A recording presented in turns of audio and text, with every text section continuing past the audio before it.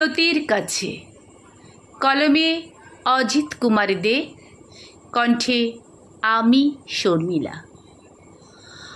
আমি থমকে গেছি দাঁড়িয়ে, কালো মেঘে ঢাকা আকাশের নিচে তাকিয়ে দেখি এক ছাক সাদা বক উড়ে যায় দিগন্ত পেরিয়ে, ফিরে নিজ কুলায়। সাঁঝের বেলায় নামল রিমঝিম বৃষ্টি। আমি বসে জানালা পাশে, বাঁশ গাছের পাতায় বৃষ্টির শব্দ শুনি। ডোবার ধারে ব্যাঙের ঘ্যাঙর ঘ্যাঙর ধ্বনি। উঠোন ভরে গেছে জলে, দূরে গাছেরা দাঁড়িয়ে ভিজছে।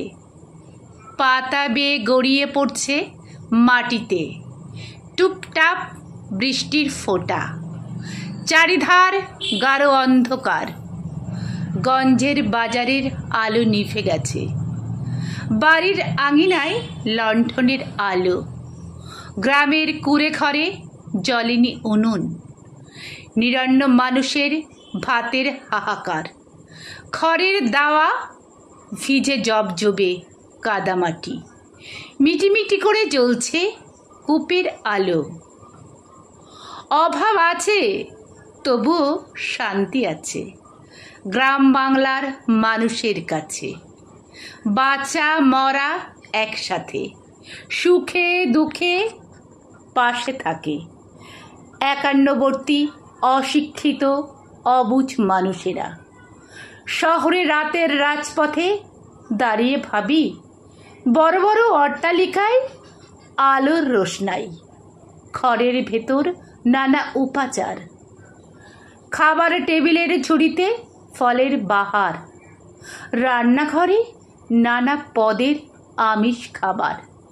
ঘরে তিনজন মানুষের মেকি বোঝাপড়া, নেই ভালোবাসা। আছে শুধুই চাওয়া পাওয়ার হিসাব।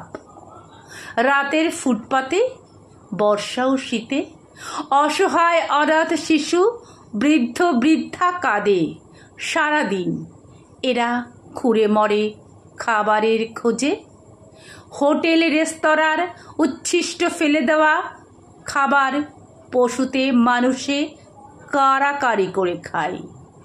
আমি থমকে দাঁড়িয়ে ভাবি, মানবিকতা মূল্যবোধ কোথায়? সভ্য সমাজে উন্নত মানুষের কাছে এরা মানুষ নয়, এরা অসভ্য বর্বর। ভাবে না ওরা অসহায় মানুষের কথা।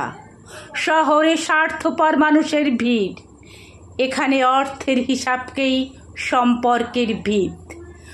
সবাই মানুষ, তবে কেন এত ভেদাভেদ? কেনই বা এত লড়াই, এত মারামারি? কেনই বা মানুষের মুখোশের বেশ? আমি থমকে দাঁড়িয়ে ভাবি, নিয়তির কাছে পরাজয় হবে মানুষের শেষ।